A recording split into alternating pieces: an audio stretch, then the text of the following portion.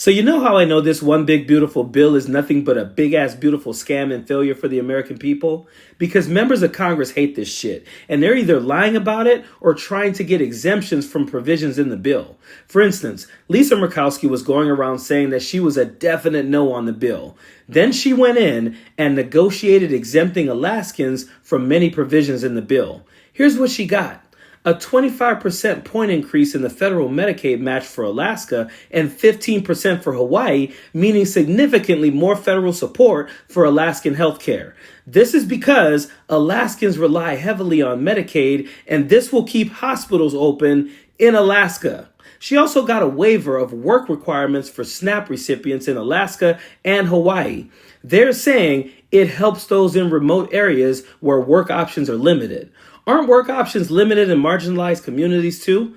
This is nothing but bullshit to help people in rural America who voted for Donald Trump.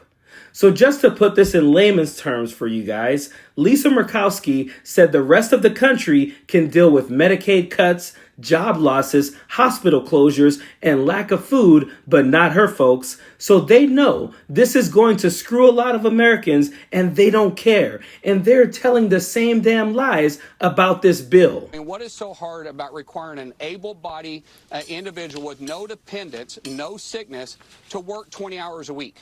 I know you work more than 20 hours this weekend alone. What is so hard about having a work requirement there with someone that has no medical condition and no dependents? We don't pay people in this country to be lazy. Yeah. We want to give them an opportunity, and when they're going through a hard time, we want to give them a helping hand. That's what Medicaid was designed for, and unfortunately it's been abused. And so what we are focused on is making sure that Medicaid is there for people in the future that need it, and get rid of the fraud, waste, and abuse. So it's just worth noting 92% of people on Medicaid are either working or would qualify for an exemption. I do want to move on to this landmark Supreme Court decision. So that dude, Mark Wayne Mullen, is one of the dumbest meatheads in this country. And the fact that someone like him can find his way into Congress, that should scare the shit out of all of us. But in 2022, about 14 million able-bodied people were on Medicaid. Of that 14 million, 9 million of them worked about 80 hours per month. Exactly what he is saying they need to do. Of the last 4 to 5 million, many of them were caretakers of children or adults with disabilities or elderly people. They found no waste, fraud, and abuse in Medicaid or SNAP benefits of any significance, so here's what they're going to have to do now. They're going to have to redefine the term able-bodied, and they're going to also have to redefine the term disabled. You see, this is like when they were going around saying that they were only going to deport criminals. Then they realized there weren't enough criminals. So then they started deporting law-abiding, hardworking people. The same will happen here because they have found no waste, fraud, and abuse. They now have to redefine terms so that they can make people who are older and disabled get their asses back to work, because Republicans don't give a damn about your mental or physical health. They only care about their bottom line. Listen to this dingbat basically say that she doesn't give a damn about the 760,000 people in her state that are on Medicaid. About them in terms of your constituents, because there are about 760,000 Alabamans who rely on Medicaid. The bill will also cut federal funding for food stamps. It will require states to kick in more and shift a lot of that cost to Alabama. And that's more than 750,000 Alabamans who rely on what we're going to call food stamps, including 330,000 children. So are you guaranteeing that these changes that you were voting for Monday, presumably, will not hurt recipients in Alabama of Medicaid, of food stamps or SNAP, for those who are citizens and for those who truly need it and deserve it?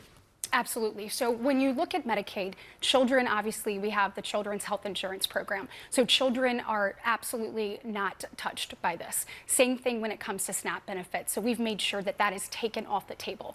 What you're talking about is able-bodied, working-aged Americans without dependents at home, having them work, train, volunteer in some capacity 20 hours a week in order to receive those government benefits. This goes back to Bill Clinton era politics, when you know that being a part of something bigger than yourselves, helping to contribute is ultimately what we need to do. And it's actually the American people agree with us on this. Bullshit. 60% of people disapprove of this damn bill. I will never understand why we go so hard to criticize, criminalize, and discriminate against the most marginalized people while at the same time giving every damn benefit and tax break we can to the people who need it the least. And actually, I do understand. It's because rich people have lobbyists and they are the lobbyists. Poor people have no lobbyists and have no one fighting for them. And that is where people like myself and other pro-democracy creators step in. But this message can't get out there if you don't share it. So if you haven't yet,